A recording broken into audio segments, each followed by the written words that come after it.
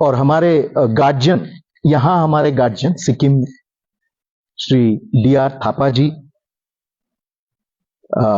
वरिष्ठ पत्रकार और president of press club of Sikkim Shri Bhim Rawat ji, और मेरे मित्र पेम्पो लेप्चा जी, और convener of one nation one election मेरे युवा मित्र सांगे जी, आपको और आपके पूरे टीम को, यहां जो सारे जो रिप्रेजेंटेटिव्स हैं आपके टीम में, आप सबको बहुत बहुत धन्यवाद और आभार प्रकट करता हूं. I express my deep gratitude for organising this program at quite a short notice, I believe, but so well done, so well laid out, so well planned, and the ambience itself, जैसे आपने कहा, आपने भी कहा, this is an attempt to encourage and generate discussion,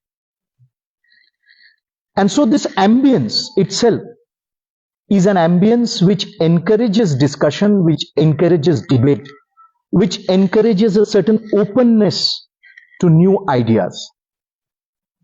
इसलिए आप लोगों को बहुत धन्यवाद फिर से मैं देना चाहता हूं. मेरा हिंदी इतना अच्छा नहीं है, इसलिए मैं हिंदी में नहीं कोशिश करूंगा. आपको बगल में ही पश्चिम बंगाल है और वहां कुछ ऐसे व्यक्ति हिंदी में बोलते रहते हैं, उनका हिंदी समझ में नहीं आता है. मेरा हिंदी तो उनसे बेहतर है, पर फिर भी मैं कोशिश. An Indian by nature is multilingual, which is again unique distinction in across the world. Now, you see, I am most happy because we have such a young audience here, and especially my young friends from the university, from the various colleges. We were also in universities and colleges. We were also young once upon a time. So it's always wonderful to have such an audience here.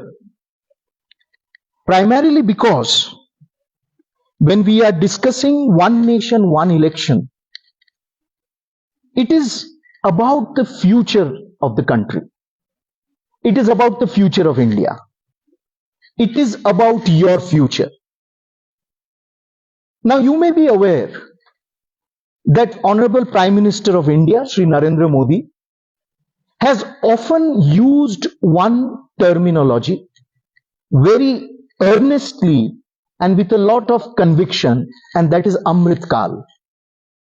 So the next 25 years, when India will, at the end of 25 years, when India celebrates the centenary of her freedom and independence, 2047, this period of 25 years, he designates, he terms as Amrit Kal. And he says that it is you, my young friends, students, scholars, researchers, in university and colleges, it is you who are in the next 25 years going to shape yourself, going to train yourself, going to equip yourself.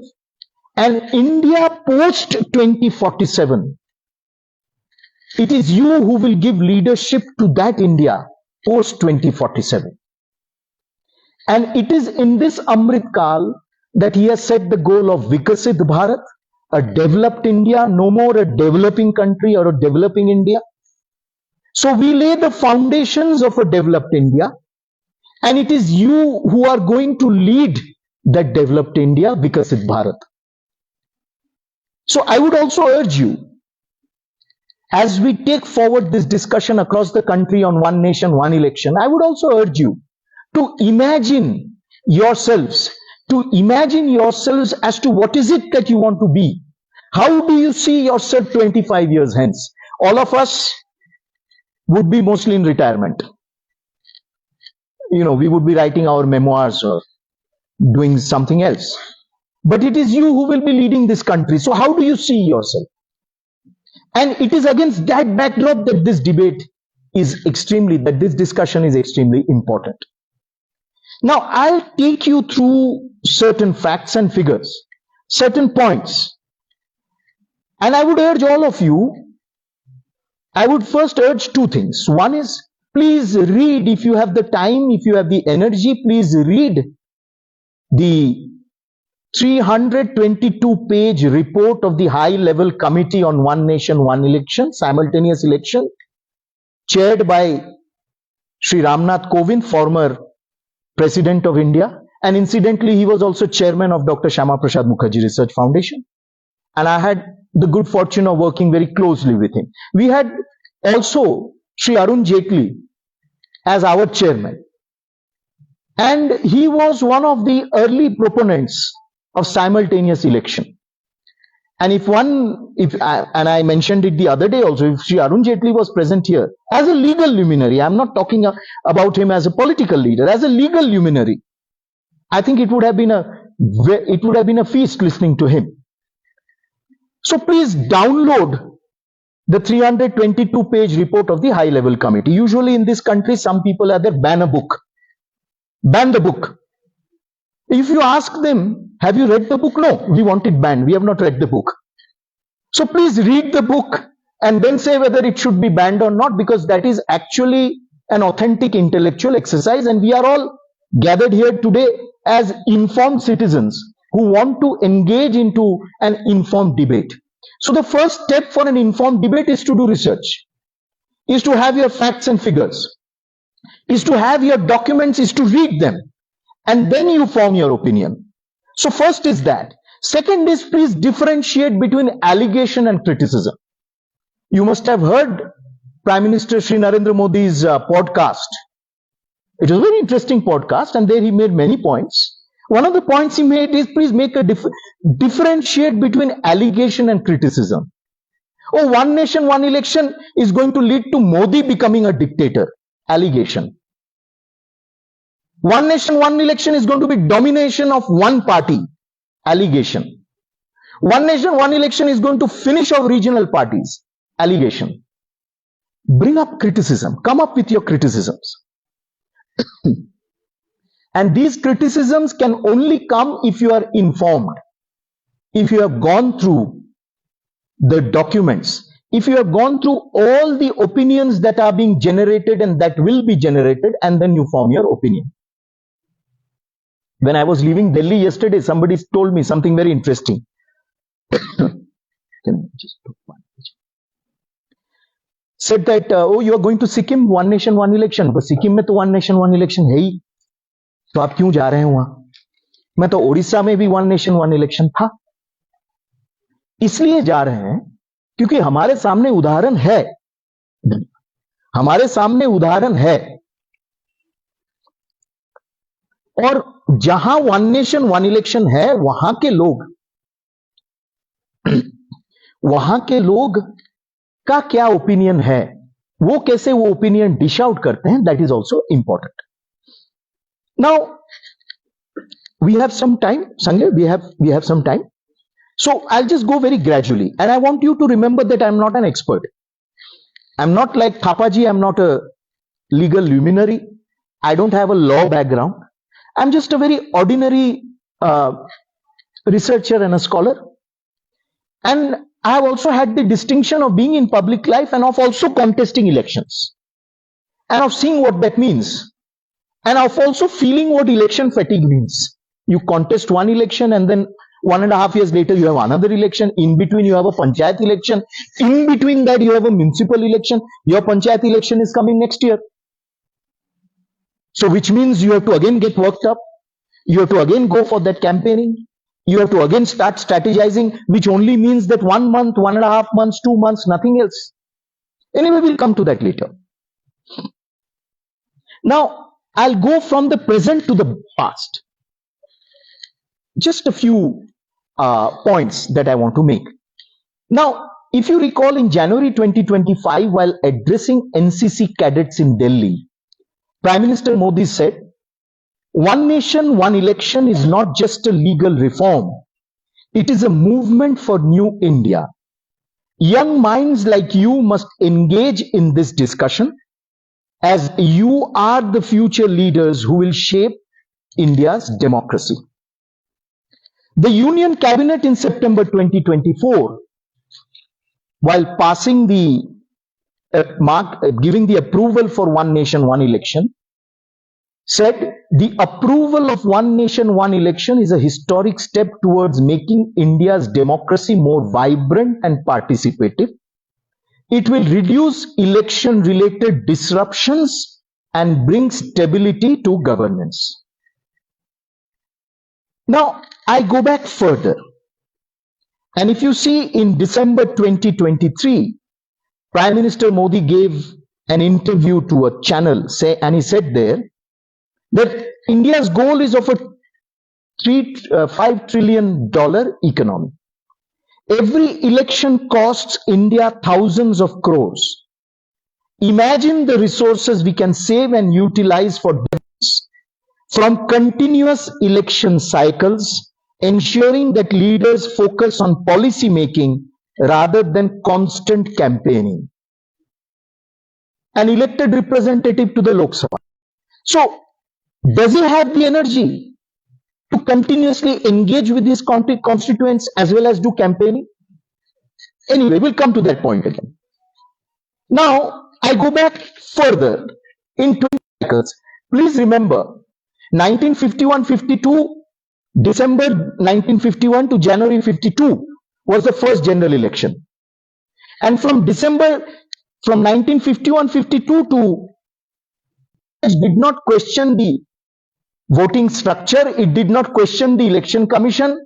Every time it lost, it did not say that the election process was flawed. It accepted the verdict of people. The Janasangh got just a little more than 3% vote, and it was recognized as a national political party. In 1951 October, the Janasangh was formed, and in December it went into election. And in spite of that, it got 3% vote. And for the next 50 years, whether it was the Janasangh or whether it was the BJP, I took you back from 2025 to 2018. Nearly 8 years, 9 years, when this debate has been continuously happening, when references to this has been continuously made at all forums. You see at NCC cadets addressing NCC cadets, addressing presiding officers, addressing the industry leaders, and addressing all party meetings, this issue has been consistently brought up. Now, if you go back further, as I said, because it is very important to understand the historical context. It is only when we understand the historical context, and all this is there in the open domain. You can do your own research. My young friends, especially those of you who are interested in political science, who want to take up a career. Post-independence 51 to 67, India conducted simultaneous elections. 1. 1960 onwards, separate elections began due to new states and crumbling governments. Please remember that article imposition of President's Rule, Article 356, had also a major role to break the balance. And also let us remember that these first 2 decades, the opposition in India played a major role for the republic's stability. In the first general elections, the combined opposition vote was more than the vote polled by the Congress, percentage of vote. And Dr. Shyama Prasad Mukherjee was considered to be the undeclared leader of opposition. 1967, the last simultaneous elections took place. The Congress lost in a number of states, and coalition governments emerged in a number of states, the Janasangh and other parties. As soon as coalition governments emerged in a number of states, these coalition governments were targeted and they were also dismissed. It is part of our political history. You can read Rajni Kothari, you can read a number of other authors who will give you an exact insight into what happened in 1967. The dominance of one party broke, and frequent dismissal of state governments took place. 1984, most of you must have been in your previous incarnation. And I remember I was in class, I was just 8 years old. I was still, going around and uh, looking at birds and butterflies and all that. 1984, the BJP promised reinstating one nation, one election. If you look at the BJP's manifesto, it is not a new idea. If you look at the manifesto, it gave a number of suggestions. It gave nearly 11 suggestions for electoral reforms. And in that, point number 6, hold state and central elections simultaneously every 5 years. Among the suggestions also was this: give the right of vote to all those above 18. Introduce identity card for voters. Number 3, use electronic voting machines.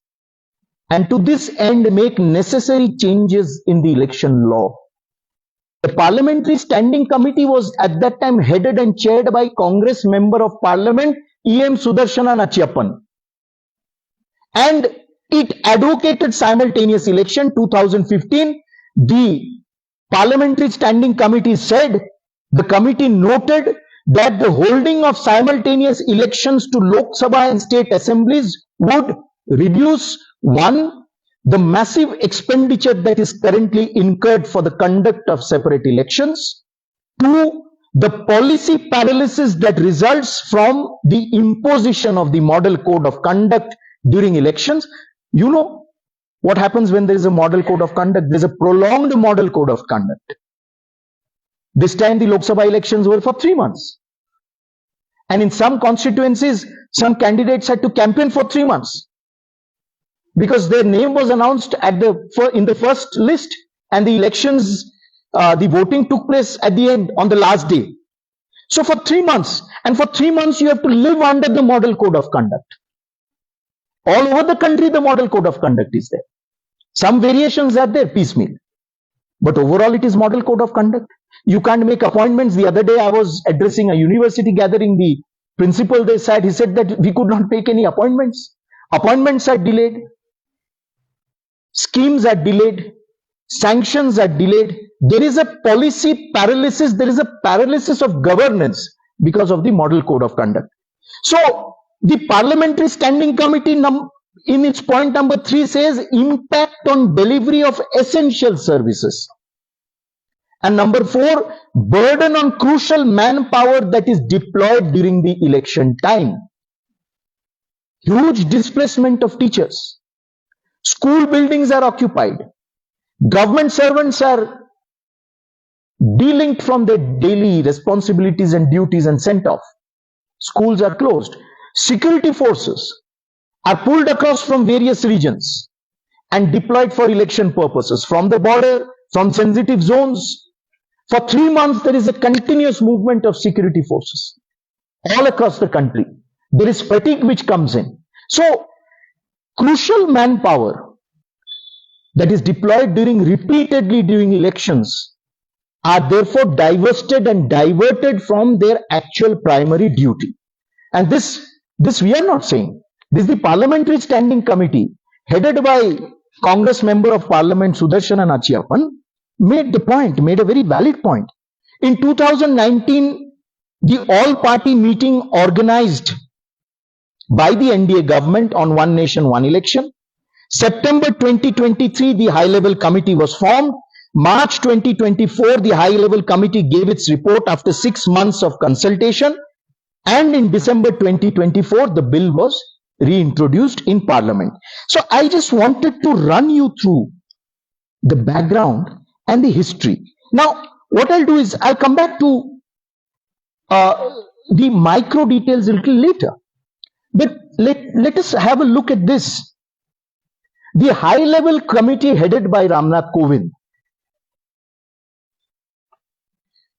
83% of the online feedback that it received, 83% were in agreement on One Nation, One Election.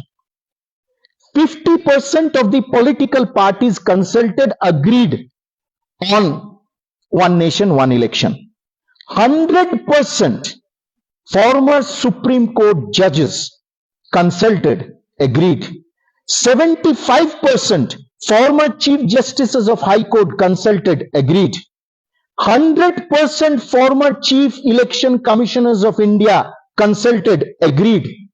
87% plus state election commissioners consulted, agreed. Bar Council of India agreed. ASSOCHAM agreed. CII agreed. FICCI agreed.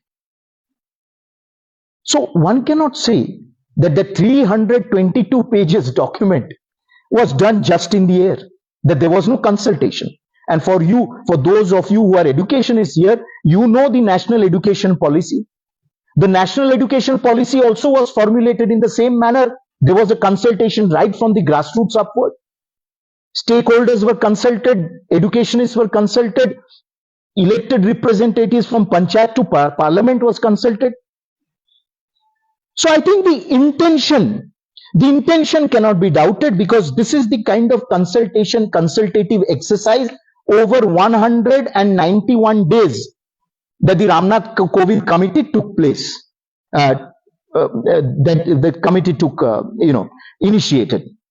Now, in 2019, I mentioned to you about the Parliamentary Standing Committee of 2015. In 2019, senior leader Sharad Pawar acknowledged in a letter to Union Parliamentary Affairs Minister Prahlad Joshi that the idea of one nation, one election is a good one.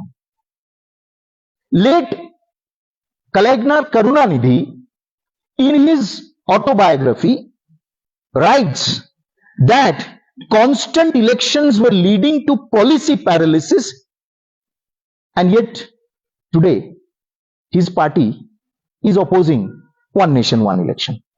I'm sure Kalagnar, being 50 years in public life, had a better understanding of many things. Whether you agreed with him or not, that's a separate issue. But as a public personality, as a towering intellectual, he was someone, and as a nearly seven time chief minister of Tamil Nadu, I'm sure he had a better understanding of the system than many. Now, let us look at some of the details of the Ramnath Kovind committee, and then we'll come back to some other points.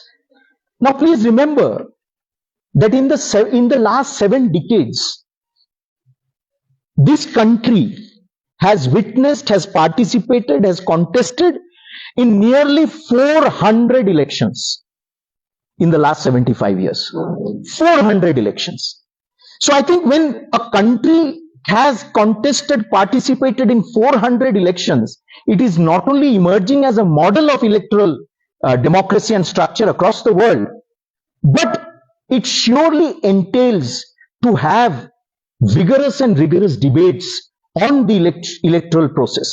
We have given unto ourselves that right and that capacity. Now, as I said, and Dadar and Nagar Haveli, and the highest responses were received from Tamil Nadu, Maharashtra, Karnataka, Kerala, West Bengal, Gujarat, and Uttar Pradesh. And in-depth research and analysis also took place, and an alternative enabling framework was suggested by the committee. Separate elections, what the committee says, is waste of resources, and as we discussed, policy paralysis, and a huge socio-economic burden, and it leads to voter fatigue. You tell me, many of us have experienced voter fatigue sometime or the other. फिर से जाकर vote करना है क्या? अभी तो किया, अरे चलो इसको छोड़ देते, आगे वाला इलेक्शन में करेंगे, क्या फिर से लाइन में खड़ा हो, छोड़ दो. And this repeated voter fatigue which comes in is what then dilutes the actual mandate, the actual opinion and will. Baba Sahib Dr. Ambedkar, please look at his debates once the constitution was ready and was placed before the house. And he says what matters is the quality and the type and the texture of the government that you form. Elections are important. There is no doubt.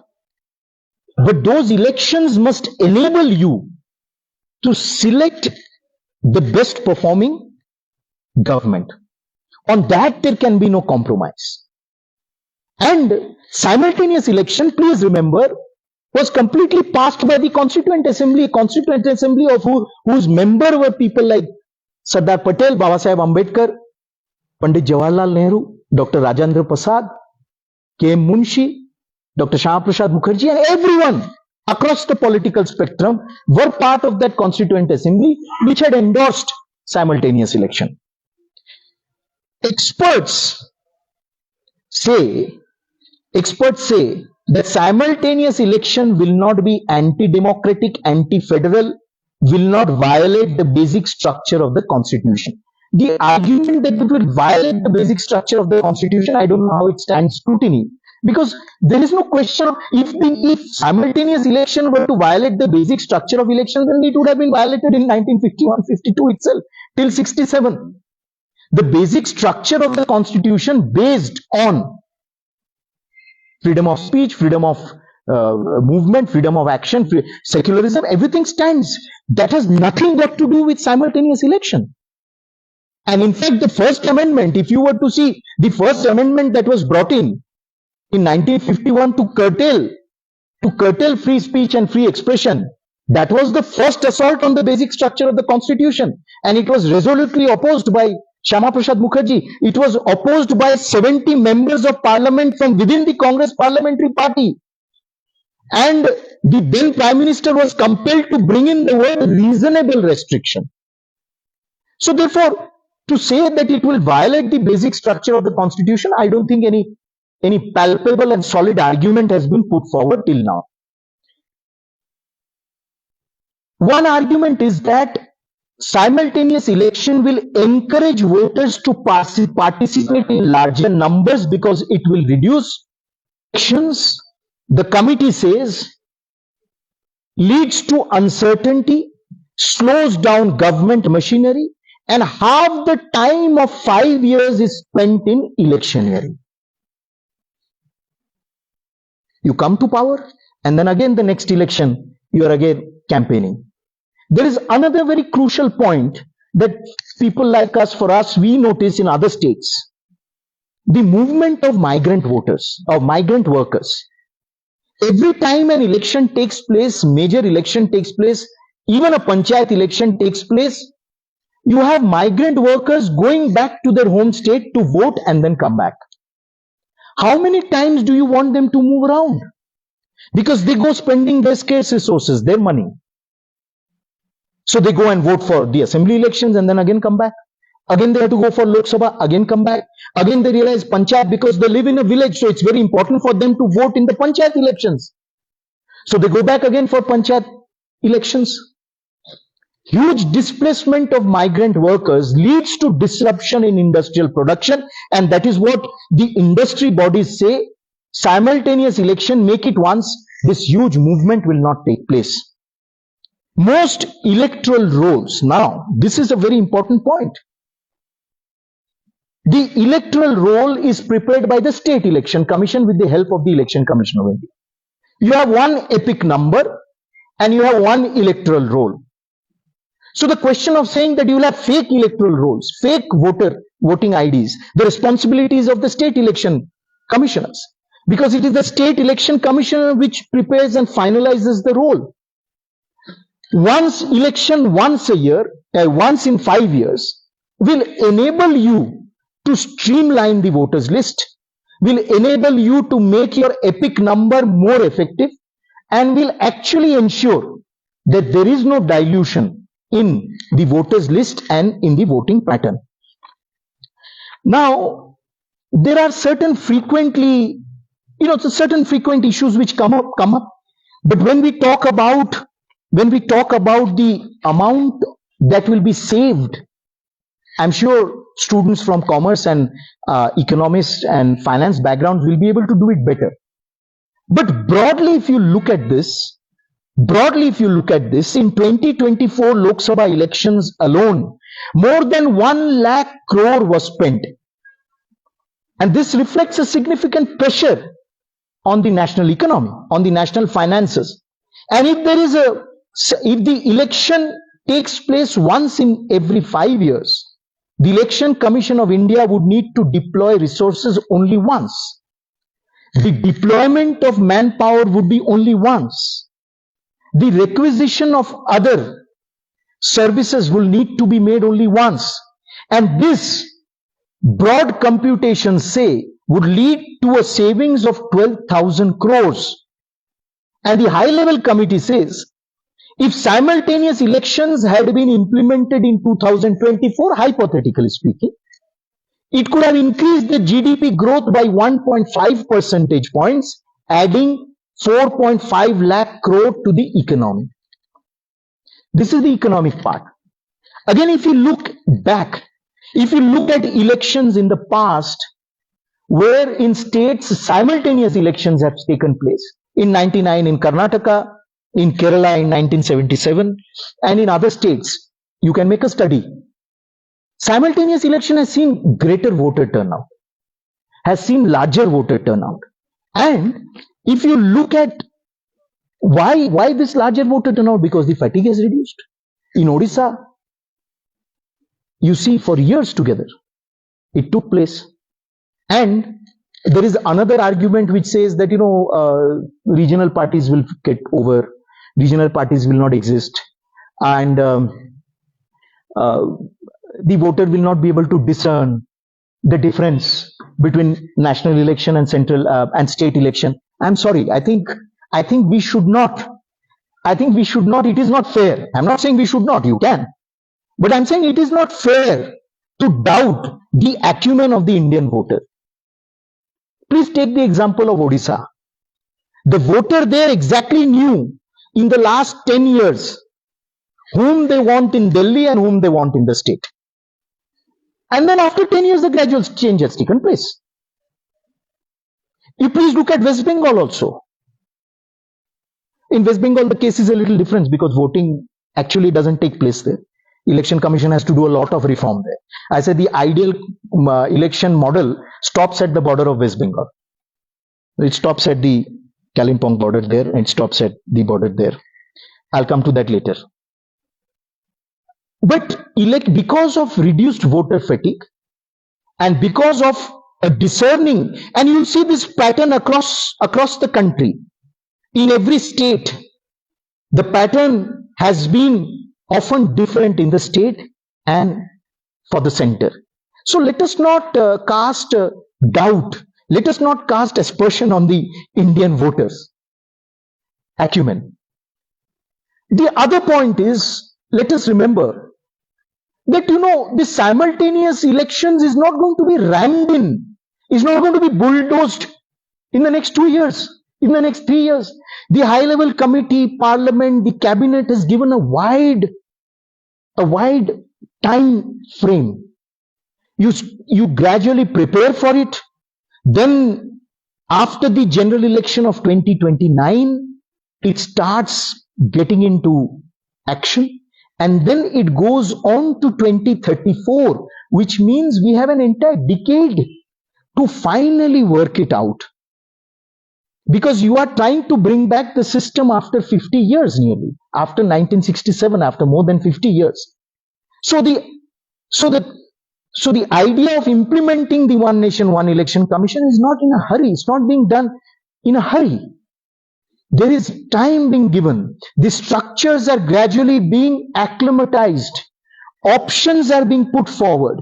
A time frame is being suggested. And then a gradual transition is being proposed, which is very clearly mentioned in the document of the high-level committee. And so therefore I say, please, let's make a differentiation between criticism and allegation. I mentioned to you about 1983, the Election Commission of India had also mentioned simultaneous election. So had this idea been so outlandish, my point is, had this idea been so outlandish, the Election Commission of India wouldn't propose it. This idea won't keep coming up time to time in our discussions. This idea won't be mentioned by other experts over the years. And so we need to, as you rightly said, Sanjay, we need to keep an open mind. We need to keep ourselves completely abreast of all the facts and then make a informed position, take an informed position. Now, reduction of the influence of money power, and it will, and the focus on governance. Now, I'll just give you a few examples which I have already stated, but which is important in our context. Here it is. Now, politicians will ignore voters if there are simultaneous elections. अब 5 साल में एक आएगा, छोड़ दो, अब क्या जाना लोगों के पास. आप 5 साल में लोगों के पास नहीं जाओगे तो अब 5 साल बाद आप वापस नहीं आओगे. ये समझ में रखना चाहिए, याद रखना चाहिए. अगर इलेक्शन एक बार भी होता है 5 साल में, आपको लगता है कि मैं 5 साल के 1 महीने पहले जाऊंगा, लोग अभी बहुत सचेतन हो गए हैं. उनको मालूम है कि केंद्र में हमें किसको चाहिए, स्टेट में किसको चाहिए, क्या चाहिए, जानते हैं. But simultaneous election will provide leaders, as I said, of various political parties more time to focus on their respective constituency and, more importantly, directly engage with citizens, with their voters. Regular election campaigns across the country demand significant attention from leaders, often requiring them to undertake campaign in various parts of the country. ये तो आप जानते हैं, ये मुझे specify करने के लिए भी जरूरत नहीं है. आज ही हम लोग बैठे लिस्ट बनाए ना कि अगले 3 महीने में कहां इलेक्शंस हैं, 9 महीने में अगले कहां कहां इलेक्शंस होंगे, तो आपको समझ में आ जाएगा कि अरे अगले, अभी से शुरू करके अगले 9 महीने तक सारे इलेक्शंस हैं वेरियस स्टेट्स में. तो इसलिए one nation one election will allow leaders to dedicate more attention to citizens in their constituencies and states. And it will allow national leaders to effectively engage with their local constituents. The other point I made was, on numerous occasions when Lok Sabha and Legislative Assembly elections in a state have been conducted simultaneously, voters have given different verdicts. आप list बनाइए, you make a list, at least 5 states you will be able to say where voters have given different verdict. For Delhi, years together, voters have given different verdict. As far as I remember, from 1997, all Lok Sabha seats would be won by the Bharatiya Janata Party. In 1997, it was the Congress, Sheila Dikshit ji's government. All seats, assembly seats would be won by them. Later on, all Lok Sabha seats again continuously for the last 25 years won by BJP. And then the assembly seats were won by, assembly was won by AAP, a new party. So this is just one example. You look at Odisha also. Increasing vote tally of the BJP in Lok Sabha and continuous governance of BJD in the assembly. It went on for years, for nearly 25 years. And then organically, it shifted, it changed. Because at a certain point, the voters perhaps decided, okay, no, we want to now go in for the national party. Nothing is granted. Nothing is granted in this kind of system of election. Unless you engage and you can deliver, you are accountable, and you are governance oriented, nothing is granted. So a leader cannot take anything for granted. And if they have to contest election once in 5 years, will not be compelled to continuously amass resources in order to continuously fight elections.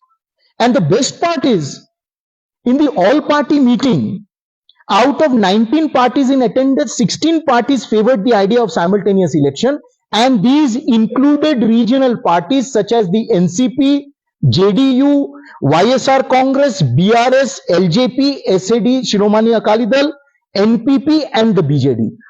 Most of the regional parties that really matter supported simultaneous election. And so therefore, I can continuously keep giving you more and more examples. I think I should leave it to you because the problem is, one who keeps speaking, he feels very nice listening to his own voice. But those who have to keep listening to him, it is a little taxing for them beyond a certain point. So I think we should at certain point stop. But I think one nation, one election will lead to single party rule. I want to end with this. There are many questions which have arisen, and the high level committee has also answered that. One nation, one election will not lead to any change in the incumbent party in any state.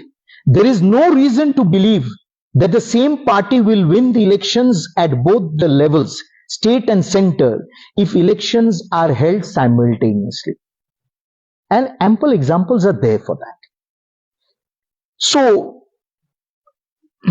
friends, I just wanted to appeal to you that we are at a very crucial point in our history, especially in the history of India as a democracy, in India's democratic history. And I believe, therefore,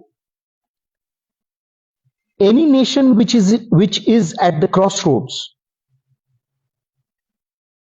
has to take a historic decision. We were at the crossroad, we took a historic decision to form the Constituent Assembly. We were at the crossroad, a historic decision was taken to resist and to defeat emergency. We were at a historic moment, a historic decision were taken on a number of occasions. This also is a very crucial moment in our history. And let us remember that the Constitution, as Baba Saheb Ambedkar had said, the Constitution is what we will make out of it. Constitution is an instrument. It is an instrument to ensure that India's democracy, democratic fabric, democratic spirit is safeguarded. It is protected. And that Constitution is what we will make out of it. And therefore, that Constitution also will ensure the kind of government that we want.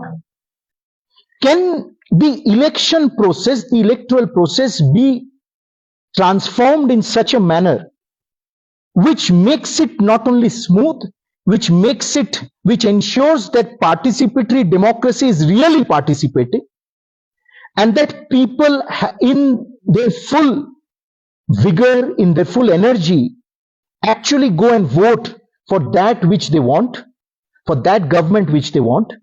I think these are the dimensions and aspects that we need to consider when we debate and discuss this. Now, I just want to end with your neighboring state, West Bengal. There was a time when all of you know the kind of electoral violence that would take place at all levels in various states. That electoral violence is history in most states except West Bengal. And in West Bengal, election has become an industry. I say it is the election economy. So more the election, the more some people survive. The more the elections, the more some people run that industry. So you have state assembly elections, it is an industry. You have the panchayat election, it is an industry. You have the municipal elections, it is an industry. And this industry is very interesting. This industry is not only about money. This industry is about bombs, it is about pistols, it is about, you have an entire squad which is trained to capture booths.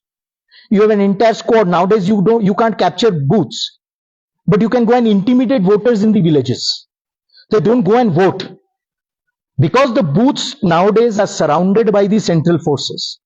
Booth capturing has become now relatively, in West Bengal still capturing takes place, but it is relatively reduced because the central forces surround the booth. But if you don't allow voters to come up to the booth, what happens? I remember in 2021 in the assembly elections, in my assembly elections, I went around in the last 2 hours, I went around the constituency urging voters to go and vote. I would tell them, please go and vote whomever you want, but go out and vote. Don't sit and don't go out. They would tell me, sir, आप तो बोल के चले जा रहे हैं, अपनी तो बोले चले जाच्छेन, बाद में हमारा दुकान आकर तोड़ेंगे, हमारा घर तोड़ेंगे, हमको थ्रेट करेंगे, सोशली बॉयकॉट करेंगे. And imagine this happening every time, 2021. Then 1.5 years you have 2024 elections coming. Then again now 9 months you have 2026 elections coming. Then you have the panchayat elections coming. You have the municipal elections coming. In a place, in a town like Baharampur, how far from here? It's just about you go from here to Bagdogra. From Bagdogra, Siliguri, Baharampur is 7 hours. From here to Bagdogra, Siliguri is 5 hours. Let's take it. So you can take a break and reach within a day Baharampur. Imagine Baharampur town, one of the most important town in central Bengal, which is a connecting town with North Bengal and Northeast and South Bengal. In Baharampur town municipal election, one of my friends is a booth agent. He's a teacher in a college, in the women's college, a teacher. Wonderful human being. Suddenly he sees a revolver pointed at him. Hey, walk out. So he walks out. And this was in the last municipal elections. So I am again not speaking here. I say I am not speaking here as a person who is identified with a certain ideology. I am speaking to you here as an observer, as a researcher, as a research scholar who has gathered a lot of data and document about these aspects of violent elections that take place in your neighboring state. Now what will happen is simultaneous election will close this industry. Once in 5 years, no income because no continuous election. What happens to the revolvers and bombs? 5 years you manufacture, they will be lying idle, and after 5 years they will not be in a situation to be used. And because it is simultaneous election, the entire focus, all resources, all deployment at once is taking place, and not continuously scattered all around. So I think there are various issues. There is sufficient time. Let the debate evolve. Let an evolution of thinking take place. Let all situations be examined. And I'm sure there is something extremely positive awaiting India's democracy. It will only strengthen India's democracy, and it will prepare a generation which will be confident, which will be focused to lead this country ahead and to see it emerge as a great power. Thank you so much for your extreme patience. I am extremely grateful to you for according me this opportunity to share my thoughts, and that you have listened so patiently. I'm extremely grateful for that as well. Thank you so much.